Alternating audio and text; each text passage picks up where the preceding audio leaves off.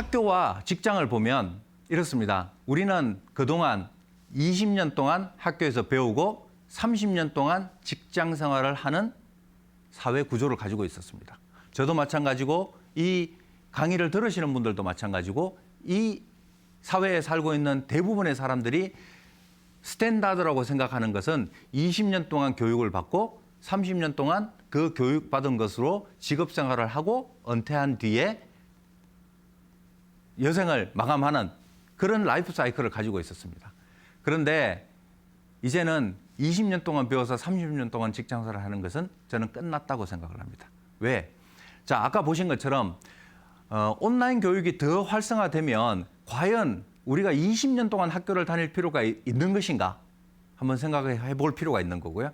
그리고 지금 현재도 뭐 특수한 직업들을 제외하고는 20년 동안 배우고 난 뒤에 30년 동안 직장 생활을 하는 것은 거의 힘들어진 세상이 됐습니다. 그 얘기는 우리 사회적으로 봤을 때 우리가 2차 산업혁명 당시 또는 3차 산업혁명 당시에 가지고 있던 기존의 사회 제도는 해체될 것이다. 새로운 세상을 맞이하게 될 것이다. 그런데 새로운 세상을 맞이하게 되면 우리는 과연 무엇을 해야 될 것인가? 새로운 세상이 나타나는 것 중에서 몇 가지 우리가 짚어보고 지나가야 될 것이 있습니다. 여러분들 혹시 기획경제라는 얘기를 들어보신지 모르겠습니다. 아마 경제 용어이기 때문에 많은 분들이 들어보시진 않았을 거라고 생각되는데 기익이라고 하는 것은 1920년대 미국 재즈 공연장 주변에서 그 연주자들을 연주가 있을 때 연주자들을 섭외해서 공연을 하던 그 부분을 기획경제라고 기익이라고 불렀다고 합니다.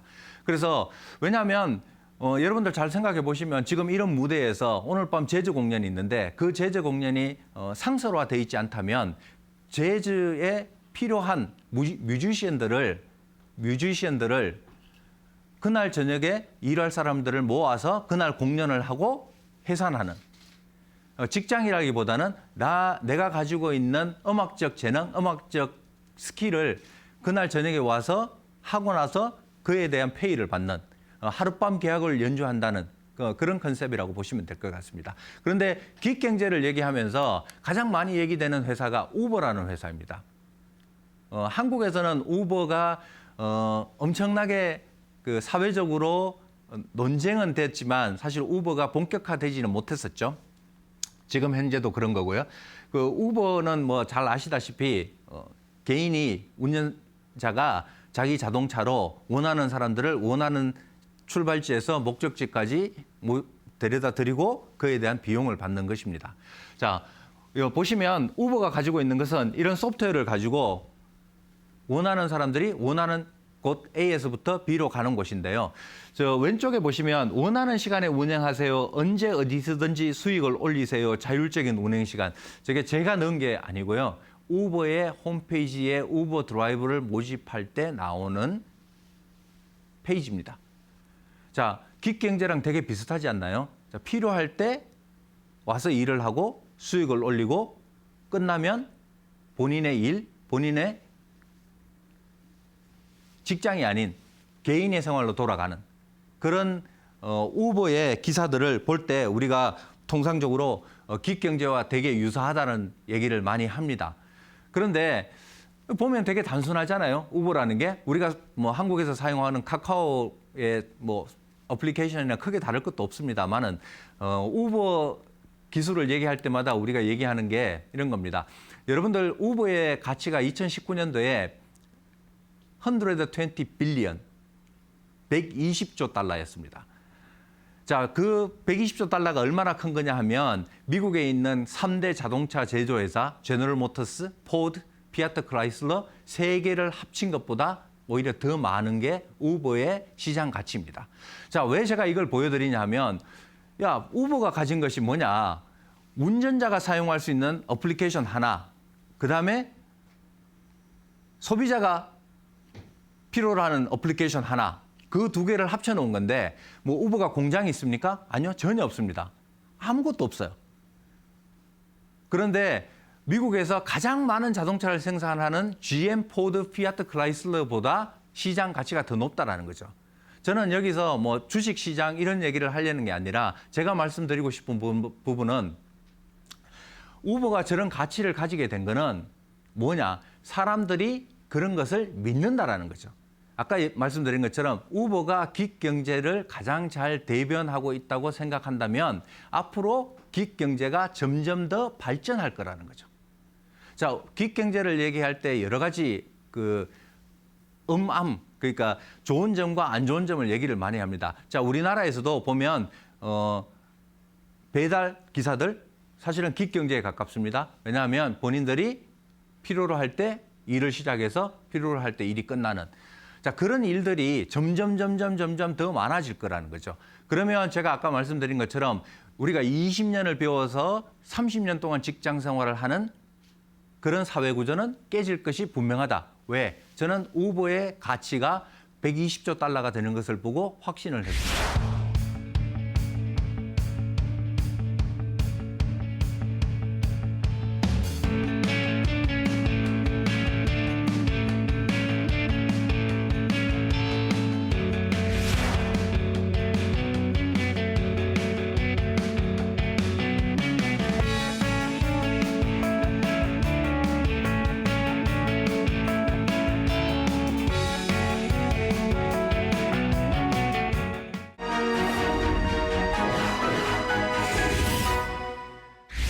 이런 지금 현재 벌어지고 있는 일들을 가지고 조금 더 멀리 미래를 한번 보자 이거죠. 우리가 4차 산업혁명을 얘기할 때 기술, 빅데이터, AI, 로봇 이런 얘기를 많이 하는데 저는 이런 부분들을 좀 정리해 보고자 합니다. 제가 많은 4차 산업 관련돼서 또는 새로운 미래학에 관련돼서 자료를 보고 정리했을 때 이렇게 몇 가지로 저는 정리를 해보았습니다. 물론 저는 미래학자가 아니기 때문에 뭐 아주 체계적인 구조를 가지고 여러분들한테 설명을 드릴 수는 없겠지만 아마 이 내용 정도는 여러분들도 충분히 공감하실 것이라고 생각돼서 이 내용들을 가지고 왔습니다. 자, 그러면 미래는 어떻게 될까? 인간과 기계, 컴퓨터는 서로 협력하게 될 거다. 어떤 사람들은 기계가 또는 로봇이 인간의 일자리를 다 빼앗고 인간을 지배하게 될 것이다. 그렇게 얘기를 하는데 저는 뭐 그 정도 업무론자는 아니고요. 그리고 그렇게 비관론적으로 보지는 않습니다. 여러분들이 지금 기계에게 도움을 받는 것처럼 여러분들이 지금 현재 컴퓨터에게 도움을 받는 것이 더 가속화돼서 조금 더 진일보된 그런 관계를 가질 것이다.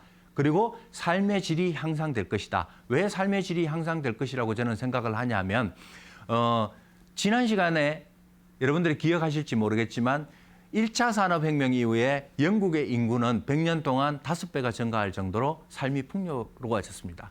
자, 여러분들이 지금 그러면 기계가 발전되고 컴퓨터가 더 발전될수록 나의 삶은 피폐해지고 있다. 그렇게 생각하시는 것보다는 여러분들 삶도 기계가 좀 더 발전되고 컴퓨터가 좀 더 발전될수록 여러분도 삶도 조금 더 편해지고 삶의 질이 향상될 것이라고 저는 생각을 합니다. 가장 쉬운 예를 한번 들어볼까요?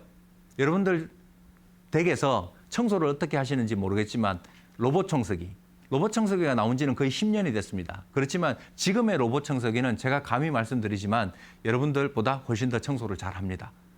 프로그래밍이 잘 돼 있고요. 길을 잘 찾아다니고요. 훨씬 더 잘합니다. 그러면 로봇 청소기가 나와서 나의 삶의 질이 안 좋아졌냐? 저는 삶의 질이 좋아졌다고 생각됩니다. 여러분들 요즘 나오는 자동차의 반자율 주행 해보셨습니까? 엄청나게 편리합니다. 자, 삶의 질은 향상되고 있습니다.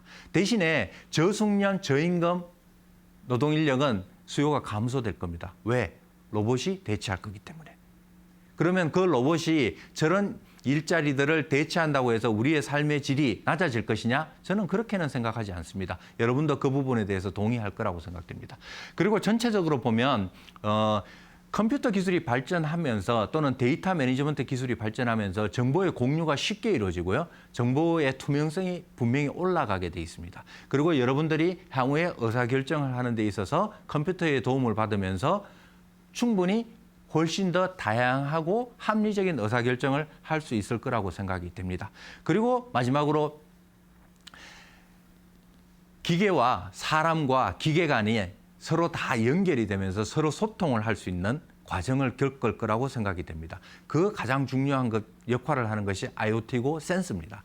여러분들, 저도 지금 스마트워치를 차고 있지만 여러분들이 가지고 있는 심박수를 내 기계가 알아차리고 나한테 알려주고 나한테 문제가 있다는 걸 알려주고 기계와 사람과 계속적으로 서로 연결이 되고 호환해 나가는 세상이 될 거라고 생각됩니다. 그리고 대량 생산은 드디어 종말하게 될 겁니다. 왜냐하면 물건이 너무 많습니다. 생산 시스템이 바뀌게 되어서 여러분들이 가지고 있는 물건은 이제 넘쳐나게 돼 있습니다. 그 넘쳐나는 물건 속에서 사람들이 생각하는 것은 나에게 특화된, 소위 말해서 퍼스널라이즈된 제품들을 원하게 될 겁니다. 내가 남들하고 똑같은 옷을 입기 싫어하는 것과 마찬가지입니다. 여러분들이 1900년대 초반에 1차 산업혁명 이후에 면직물이 생산돼서 옷을 만들었을 때는 아마 길에 다니는 100명 중에 90명은 똑같은 하얀색 옷을 입었을 겁니다. 왜냐하면 그럴 수밖에 없었던 상황이었기 때문에. 근데 지금 만약에 여러분들이 이런 강의실에 절반이 나와 똑같은 옷을 입고 있다. 회사 유니폼이 아니라면 다들 싫어하실 겁니다. 이제는 나만의 것, 나의 것을 원하게 된 겁니다. 그런데 나만의 것, 나의 것을 원하게 된 것은 새로운 것이 아니라 예전에도 그런 욕구가 있었지만 너무 비쌌기 때문에 비용이 너무 많이 들었기 때문에 그런 것을 할 수가 없었습니다. 그런데 지금은 3D 프린팅이라든지 컴퓨터의 도움, 로봇의 도움을 통해서 여러분들에게 퍼스널라이즈된 제품들을 가질 수 있게 된 겁니다. 여러분들이 인터넷에 들어가서 새로운 운동화, 새로운 디자인을 주문하시면 며칠 내에 여러분들이 급하게는 오늘 내일 중에도 여러분들이 그것을 받을 수 있는 생산 시스템이 구축되어 있습니다. 그게 혹자는 4차 산업혁명의 공장 시스템의 끝판왕이라고 얘기를 하죠. 그런데 그런 시대는 분명히 저는 올 것이라고 봅니다. 자, 이런 미래를 바탕으로 했을 때 그러면 우리는 어떤 삶을 살아가게 될 것인가? 우리는 무엇을 해야 될 것인가? 내가 하는 일은 기계가 가져가고 기계가 나에게 많은 것을 지원해주고 인간의 삶은 풍요로워진다는데 우리 인간은 어떻게 될 것인가를 한번 생각해 보아야 될 거라고 봅니다.